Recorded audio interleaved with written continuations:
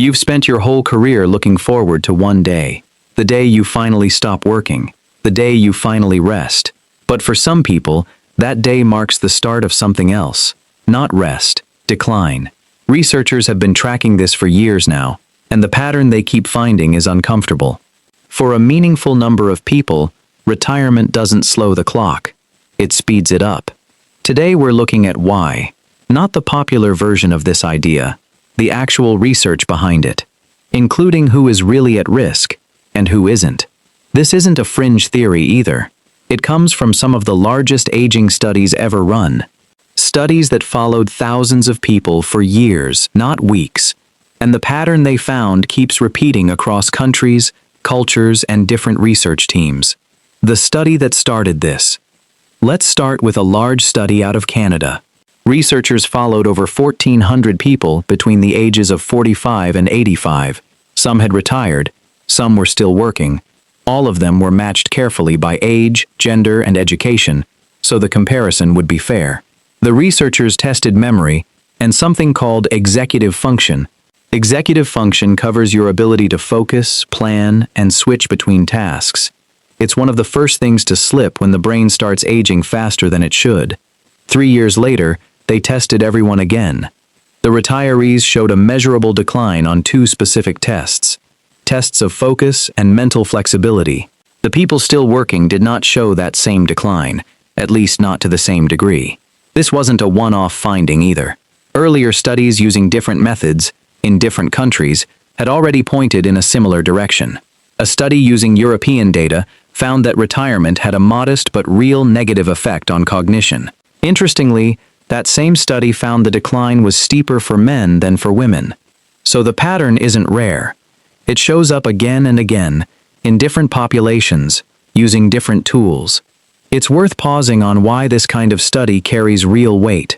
A lot of earlier research on this topic only compared retirees to workers at a single point in time. That approach has an obvious flaw. Maybe people who were already declining faster were simply more likely to retire early. The study wouldn't be measuring what retirement does to you, it would just be measuring who chooses to retire. The Canadian study avoided that trap. It tracked the same people over time, before and after retirement, and matched retirees to workers with similar backgrounds.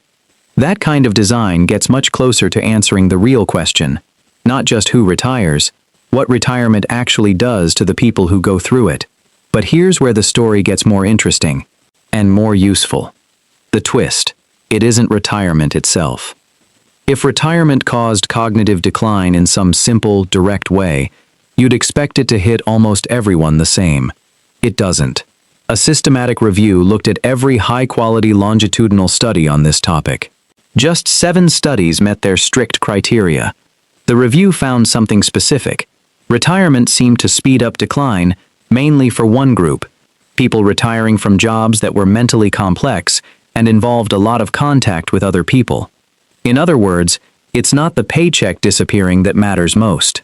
It's what disappears along with it: complexity, problem solving, regular contact with other minds. Retire from a job that barely challenged you, and the loss might be small. Retire from a job that constantly pushed your brain to solve problems and deal with people, and the loss can be much bigger. That single detail changes the whole story. This isn't about work itself. It's about what work was quietly doing for your brain the entire time. Who actually declines, and why? Here's where the research gets even more specific. Not everyone who retires from a demanding job ends up declining. So what separates the people who decline from the people who don't? A study published by the American Psychological Association tried to answer exactly that question. Researchers used a massive national survey of over 7,000 adults. They measured something called goal disengagement. This is a simple concept. It's your tendency to lower your ambitions and let go of goals once things get difficult. Participants were asked how much they agreed with statements like, "I feel relieved when I let go of some of my responsibilities." People who scored high on this trait were, in plain terms, quicker to give up on difficult things. The researchers then tracked memory, reasoning, and processing speed over time. Retired women who were prone to this kind of disengagement showed steeper cognitive decline than their peers who kept working. The effect wasn't as strong in men, which is its own interesting puzzle researchers are still trying to explain. Think about what this means. Retirement alone isn't the trigger. The real trigger seems to be what retirement gives some people permission to do. Stop pushing. Stop setting goals. Stop tolerating discomfort in the name of growth. Work often forces people to keep doing hard things, whether they want to or not. Deadlines, meetings, problems that don't solve themselves. Once that external pressure disappears, some people replace it with something just as demanding. Others don't replace it with anything at all. The second group is the one this research keeps flagging. The gender difference here is genuinely puzzling, and researchers don't fully agree on why it shows up. One possibility is that women in the sample were more likely to have been the ones managing household and caregiving responsibilities alongside paid work. When that paid structure disappeared, the loss of external demand may have hit harder. Another possibility is that men and women tend to build social and mental structure differently after leaving a job, for reasons that have more to do with culture than biology. Researchers are still working through this. What's consistent across the data is simpler. The trait of giving up easily on hard things, regardless of gender, keeps showing up as a warning sign. This is a useful reframe. It moves the conversation away from a fixed trait like age or gender and towards something you actually have some control over, your habits around difficulty, whether you keep choosing hard things or start quietly avoiding them. What's actually happening in the brain? It helps to understand what a demanding job is doing to your brain in the first place, not in some vague motivational sense, in a physical one. Every time you solve an unfamiliar problem, hold a complicated conversation, or juggle competing priorities, your brain is building and strengthening connections between neurons. Do that consistently for decades, and you build up what researchers call cognitive reserve. Think of it as a buffer, a stockpile of extra capacity that your brain can draw on later, when age-related changes start to show up. Cognitive reserve doesn't stop aging from happening. Brain changes still occur. But a bigger reserve means those changes take longer to show up as noticeable problems.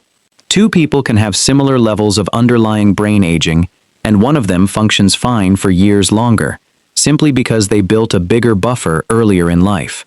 Here's the problem. Reserve isn't permanent. It isn't something you build once and keep forever, like a diploma hanging on a wall. It behaves more like a muscle. Stop using it, and it can start to shrink.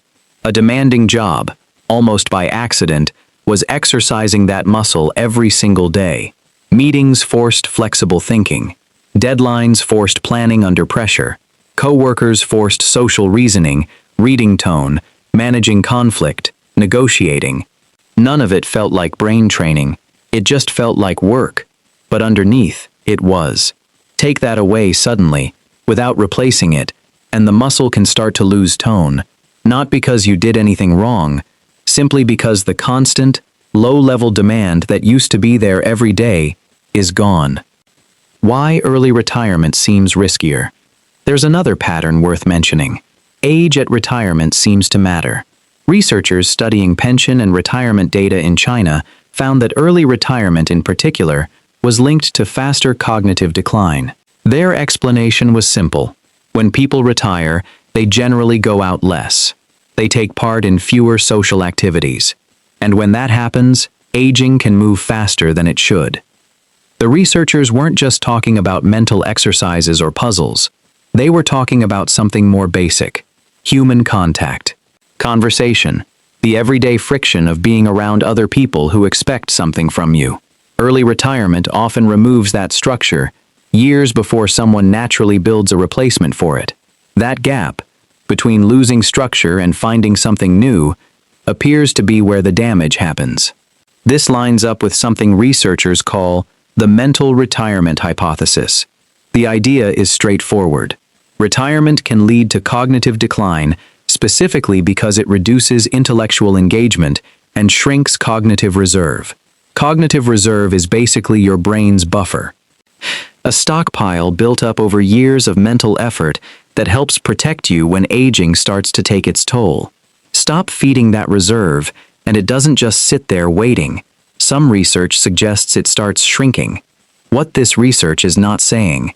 Now, let's slow down and be precise here, because it would be easy to overstate this. Not every study agrees on how strong this effect really is. One large review specifically pointed out that the evidence for retirement affecting what's called fluid cognitive ability, your raw processing speed and reasoning, is genuinely conflicting.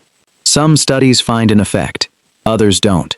The honest summary is this: there is a real, measurable, and repeated signal linking retirement to faster cognitive decline in certain people. But it is not a universal, guaranteed outcome for everyone who stops working. Some retirees stay sharp for decades. Some even improve, especially if they were in high-stress, low-autonomy jobs that were harming their mental health in other ways. This also isn't a study telling you to work forever. It's pointing at something more specific and more useful. The parts of work that seem to protect your brain are not the paycheck or the job title. They're complexity, social contact, and ongoing challenge. Those three things can exist completely outside of a traditional job. This distinction matters because getting it wrong leads people toward the wrong conclusion. The takeaway isn't never retire.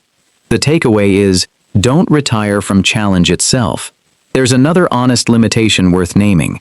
Most of these studies rely on self-reported activity and survey-based cognitive tests, not brain scans or clinical diagnoses. That doesn't make the findings meaningless. Self-reported data has real value, especially at this scale.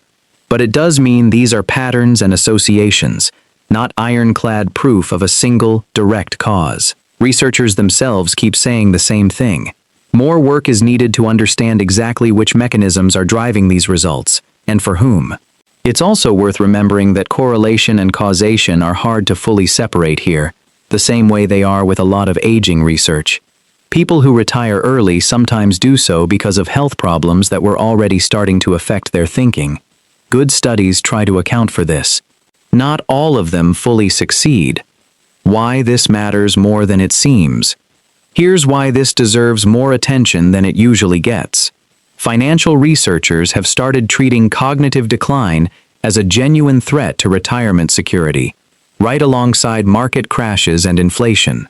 One recent industry report found that nearly 30% of adults over 65 experience some diminished cognitive capacity, and financial decision-making is often among the first skills affected. Think about the irony here. People spend decades saving money specifically to protect their future. But almost nobody plans for the version of decline that quietly affects their ability to manage that same money, make good decisions, and stay independent. This isn't just about crossword puzzles and memory games. It's about staying capable enough to run your own life for as long as possible. Financial planners have started calling this decision risk. It's a separate category from market risk or inflation risk. It's the danger that your judgment itself quietly degrades, long before anyone around you notices. Bills go unpaid, not from lack of money, but from lack of follow-through. Scams succeed, not because someone is careless, but because the part of the brain that used to catch red flags isn't firing the way it once did. This is exactly the kind of decline the research keeps linking to disengagement after retirement. What actually seems to protect people? So what does the research suggest you can actually do about this? First, replace complexity. Don't just remove obligation. If your job involved solving unpredictable problems, find something after retirement that does the same. A part-time role, a volunteer position with real responsibility, a business you help run, even informally. The goal isn't income. The goal is friction, something that pushes back against you a little. Second, protect the social contact your job used to provide automatically. Work puts you in a room with other people almost every day, whether you plan for it or not. Retirement doesn't do that. You have to build it deliberately. Regular groups, regular commitments, regular people who expect you to show up. Third, watch out for goal disengagement in yourself. This is the subtle one.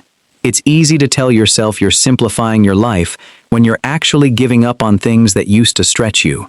There's a real difference between resting and disengaging. Rest restores you. Disengagement shrinks you. Fourth, if you're planning an early retirement, plan the replacement structure before you leave, not after. The research suggests the danger window is that gap between stopping work and finding your next source of challenge and contact. Don't let that gap sit open for months or years while you figure it out. Fifth, choose difficulty over comfort when you get to pick. This sounds simple, but it's easy to get wrong. Learning a language is more protective than watching a documentary about one. Playing in a card game with real opponents is more protective than solitaire. Teaching a skill to someone else is more protective than simply doing that skill alone. The common thread is friction.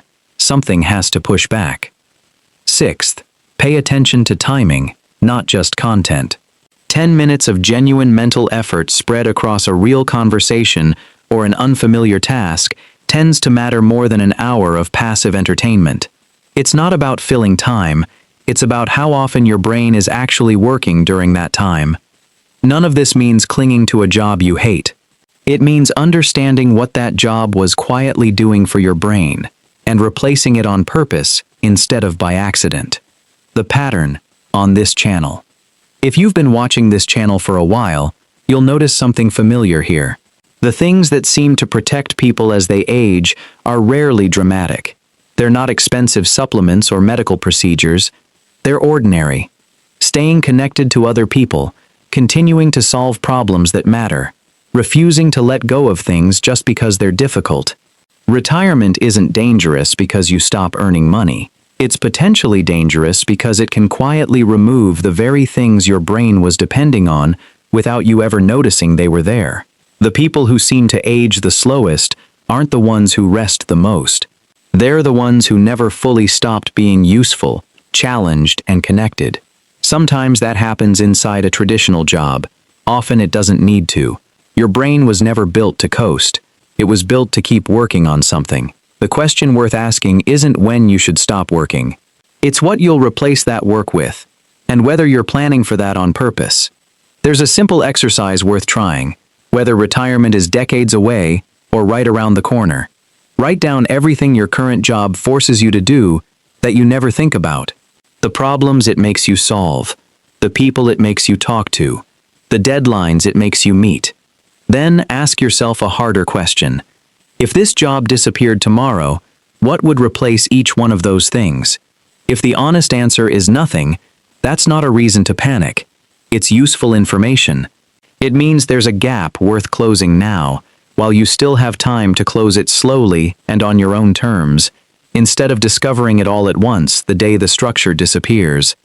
The people who seem to hold on to their sharpness longest aren't necessarily the ones with the easiest lives.